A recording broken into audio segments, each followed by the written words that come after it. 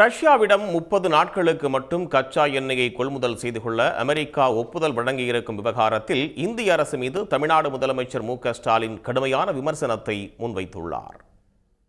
X தளத்தில் பதிவிட்டுள்ள முதலமைச்சர் மு.க.ஸ்டாலின், ரஷ்யாவிடம் கச்சா எண்ணெய் வாங்க இந்தியாவுக்கு அனுமதி அளிக்க அமெரிக்கா முடிவு செய்திருப்பது ஒரு அடிப்படையான கேள்வியை எழுப்புகிறது என்று குறிப்பிட்டுள்ளார். சொந்த எரிபொருள் தேவைகளை பாதுகாத்துக் கொள்ள அமெரிக்காவின் ஒப்புதல் இந்தியாவுக்கு எதற்கு என்று அவர் கேள்வி எழுப்பியுள்ளார். கடற்பயிற்சிக்காக விசாகப்பட்டினம் வந்துவிட்டு நிராயுதபாணியாக சென்று கொண்டிருந்த ஈரானிய போர்க்கப்பலை அமெரிக்கா மூழ்கடித்தது அதே அளவுக்கு கவலை அளிக்கிறது என்றும் முதலமைச்சர் குறிப்பிட்டுள்ளார்.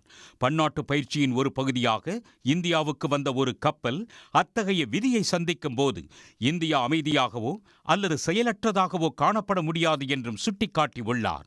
மறுபுறத்தில் இந்தியாவின் நீண்டகால பாரம்பரியமான மூலோபாய தன்னாட்சி மற்றும் சுதந்திரமான வெளியுறவு கொள்கையில் ஒன்றிய பாஜக அரசு முற்றிலும் சமரசம் செய்ததாக தெரிகிறது என்று மு.க.ஸ்டாலின் குற்றம் சாட்டியுள்ளார்.